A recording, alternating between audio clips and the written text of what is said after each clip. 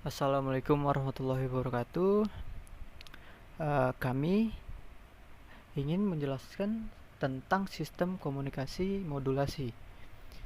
Pertama-tama, tim kami beranggotakan saya sendiri Aldi Farid Maulana, kemudian ada Alvina Mulyahani, dan yang terakhir ada Danzurnas Mayusat. Outline yang akan kami bahas itu ada modulasi amplitudo, dan terakhir ada modulasi frekuensi.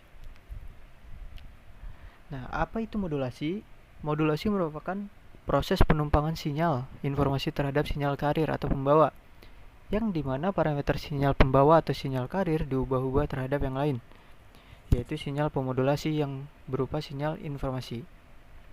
Sinyal informasi dapat berbentuk sinyal audio, sinyal video, maupun sinyal yang lain.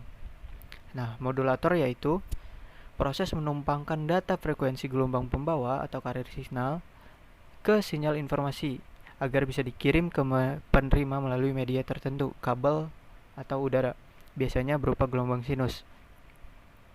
Selain modulator, terdapat sebuah perangkat lain yang digunakan sebagai penerjemah atau pembaca hasil dari modulasi itu sendiri, yang disebut demodulator. Demodulator mempunyai fungsi kebalikannya dari modulator, yaitu proses mendapatkan kembali data atau proses membaca data dari sinyal yang diterima dari pengirim. Nah, dalam demodulasi, sinyal pesan dipisahkan dari sinyal pembawa frekuensi tinggi. Kemudian ada jenis-jenis dari modulasi.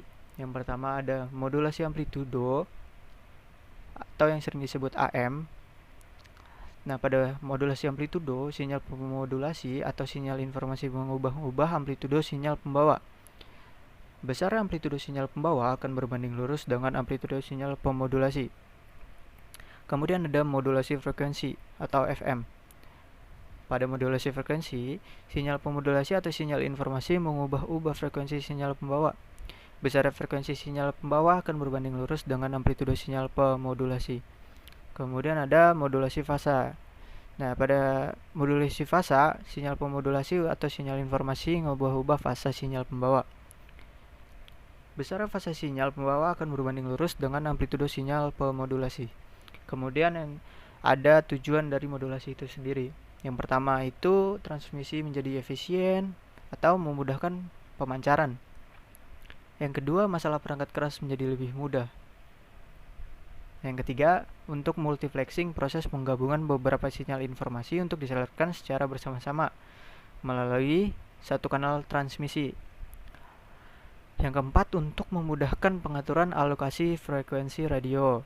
Nah, yang kelima, menekan draw atau interferensi. Assalamualaikum warahmatullahi wabarakatuh. Perkenalkan, nama saya Danzurnas Mayusat, NPM 1910631160052. Hari ini saya akan menjelaskan tentang modulasi amplitudo. Pertama itu pengertian modulasi amplitudo. Modulasi amplitudo yaitu suatu peristiwa modulasi terjadi dengan merubah-ubah amplitudo gelombang pembawa sesuai dengan perubahan amplitudo gelombang informasi. Modulasi jenis ini adalah modulasi yang paling mudah dan sederhana, tetapi mudah dipengaruhi oleh keadaan transmisinya, seperti redaman oleh udara, noise, interferensi, dan bentuk-bentuk gangguan lainnya. Nah, di samping ini adalah salah satu contoh gambar modulasi amplitudo. Yang kedua itu ada analisis sinyal termodulasi AM. EAM atau yang biasa disebut dengan sinyal termodulasi AM itu sama dengan VC dalam kurung 1 ditambah M sin omega MT dalam kurung sin omega ET. Nah, di mana di sini EAM sama dengan sinyal termodulasi AM, EM sama dengan sinyal pemodulasi, EC sama dengan sinyal pembawa, VC amplitude maksimum sinyal pembawa, VM amplitude maksimum sinyal pemodulasi, M adalah indeks modulasi AM, omega C adalah frekuensi sudut sinyal pembawa atau radian per detik, omega M itu frekuensi sudut sinyal pemodulasi atau radian per detik. Komponen pertama sinyal termodulasi AM adalah VC sin omega CT atau disebut komponen pembawa. Komponen kedua yaitu setengah M VC cos omega C min omega M kali T atau komponen bidang sisi bawah atau LSB lower sideband, dan komponen ketiga yaitu setengah M VC cos omega C ditambah omega M dikali T atau disebut komponen bidang sisi atas atau USB atau upper sideband.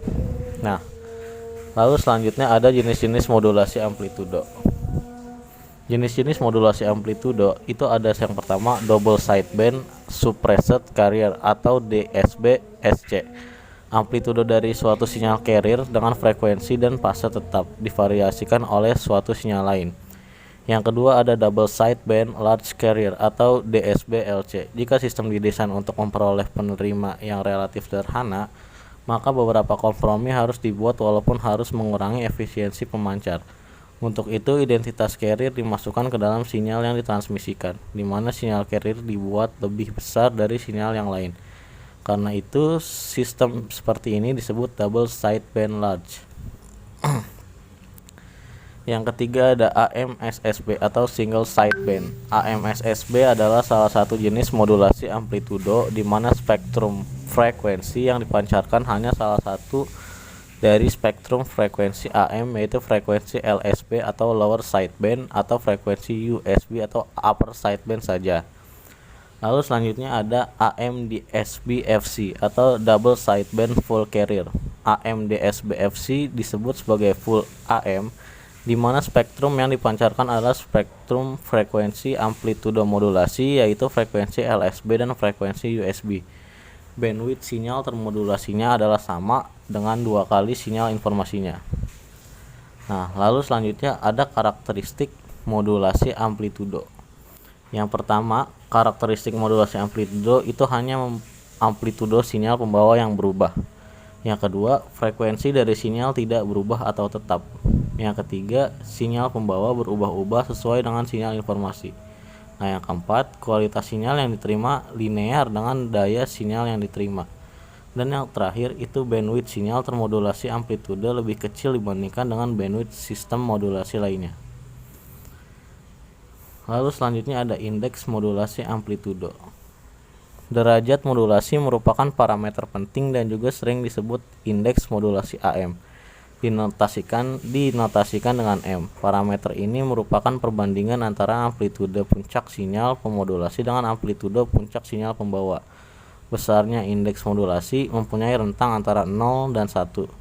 Besarnya indeks modulasi AM dinyatakan dengan persamaan M sama dengan Vm per Vc, di mana indeks modulasi juga dapat dinyatakan dalam persen dan dinotasikan dengan M, yaitu M sama dengan Vm per Vc dikali 100%.